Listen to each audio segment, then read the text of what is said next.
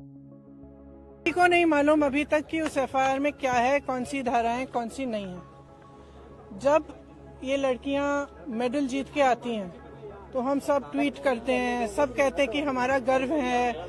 सारे जितने भी नेता हैं, हम इंक्लूडेड इसमें, हम सब कहते हैं कि ये सबसे बड़ी बात है, देश के लिए अच्छा है, ये है, इन्होंने देश का गर्व सम्मान रखा है। और आज जब सड़क पे बैठी हुई हैं, जब कह रही है कि हमारी बात सुन लीजिए, हमारे साथ गलत हुआ है, तो कोई सुनने को तैयार नहीं। मैंने आपसे, आप बार बार यही कह रहे हैं, मैंने आपसे कहा ना, अगर एफआईआर दर्ज हुए हैं तो कम से कम इनको दिखाना चाहिए कि क्या है, कॉपी देनी चाहिए। मैं आपको पुलिस का स्टैंड बता रहा हूँ। पुलिस का ये कहना है कि 2 एफआईआर उन्होंने इलीगली दर्ज किए हैं। एक पॉक्सो एक्ट, क्योंकि एक माइनर लड़की है, उसकी शिकायत पर पॉक्सो एक्ट की धाराओं में दूसरी जो है छेड़खानी के आरोप में जो सीनियर महिला का काम है। और अब इन्वेस्टिगेशन को लेकर जो होना चाहिए, उसको लेकर आपका क्या कहना है? दूसरा ये अरेस्टिंग जो बात, देखिए सीधी सी बात है, इतने जो सीरियस एलिगेशंस हैं इस शख्स के बारे में, तो पहले रिजाइन तो करें, उनको पद से तो हटाएं। जब तक पद पे हैं तब तक प्रेशर डालते रहेंगे, तब तक करियर बर्बाद करते रहेंगे लोग। इन्वेस्टिगेशन चल रहा है, इसका मतलब क्या है? मतलब क्या है? अगर वो आदमी उसी पद पे है जहां सबसे ज्यादा पावर है सबके ऊपर, सारे प्लेयर्स के ऊपर, इनके करियर को बर्बाद करने के लिए, इनको तंग करने के लिए, प्रेशराइज करने के लिए, तो फिर आप कैसे कह सकते हैं कि एफआईआर इन्वेस्टिगेशन? क्या मतलब है इसका? पहले रिजाइन करें, उसको हटाएं पद से, उसका पावर तो लीजिए। जिस पावर, जिस सत्ता ने उसको इनेबल किया है कि वो ये सब करे, पर पहले वो तो हटाइए।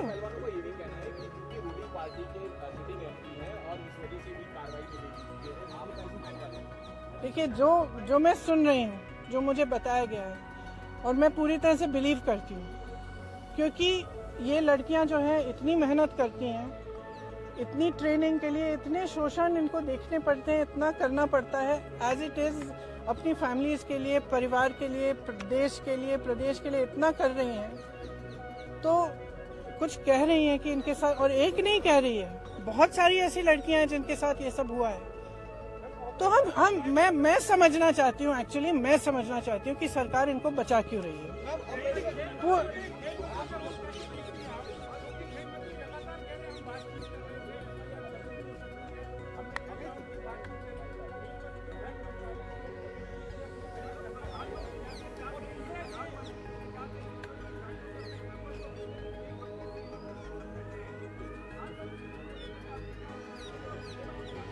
प्रधानमंत्री से मेरी कोई उम्मीद नहीं है, क्योंकि अगर प्रधानमंत्री जी को इतनी भी परवाह होती तो कम से कम बात तो करते, बुला तो लेते। फिर से जब आपने मेडल लेके आए तो आपने बुलाया ना, घर चाय पिलाई, तो बुलाइए, बात करिए। बच्चियां हैं, बच्चियां, हम सबकी बच्चियां हैं। और मतलब और क्या कह रही, ये कह रही है ना कि हमारी,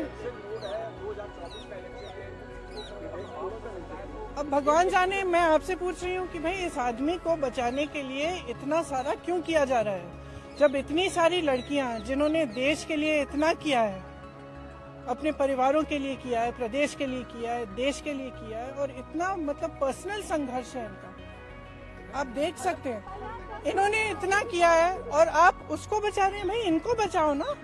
हमारे देश के बारे में ये क्या कहता है अगर हम अपने बच्चियों को नहीं बचा सकते?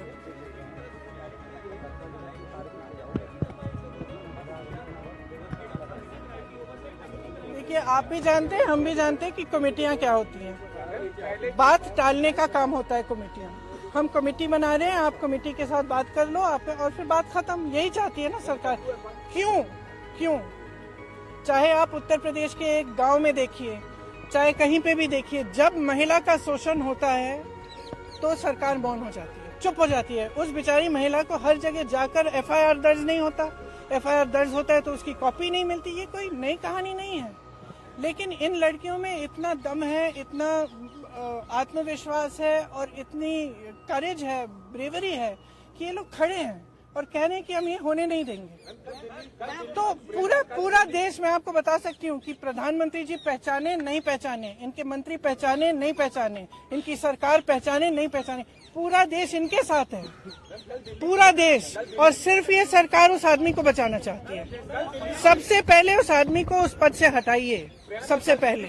कोर्ट ने कहा कि इस मामले में कई लूपहोल हैं और ये तो सब देखिए, जैसे ही महिला खड़ी होती है सारे लूपहोल निकल जाते हैं, तमाम ऐसी अफवाहें फैलाई जाती हैं, उस महिला को भी के बारे में भी उल्टी सीधी चीजें कही जाती है, हमेशा आपने देखा है।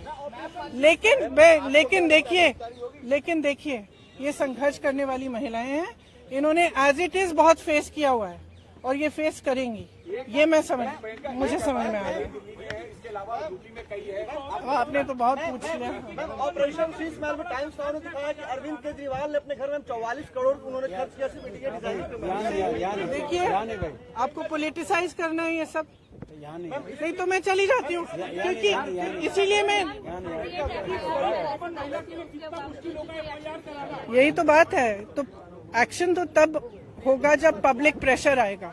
फ्रैंकली आज ये स्थिति है कि पब्लिक इनके साथ है, पब्लिक प्रेशर डाले। मैं इस देश की हर एक महिला को, हर एक लड़की को कहना चाहती हूँ, ये लड़कियां अकेली खड़ी हैं यहाँ, आप इनके साथ खड़े हो और इनकी आवाज को आप बुलंद करो, क्योंकि जब तक आप खड़ी नहीं होंगी तब तक कोई एक्शन नहीं होगा। इस मामले को निपटने की कोशिश होगी, उसके बाद कुछ नहीं होगा।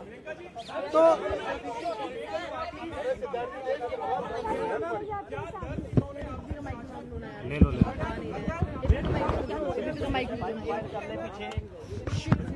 की है, इसलिए हम अलग बैठे थे। तो मैं यहाँ क्यों बताऊँ वो बातें, वो इनकी निजी बातें हैं। लेकिन मैं इतना बताना चाहती हूँ कि मुझे इन पर बहुत गर्व है कि ये आज इस चीज को लेकर खड़े हुए हैं और इसमें कोई पॉलिटिकल बात नहीं है। इसका राजनीतिकरण बिल्कुल नहीं होना चाहिए, और अगर होगा तो एक बहुत बड़ी शेम होगी और हम सबको इनके साथ खड़ा होना चाहिए। बस इतनी सी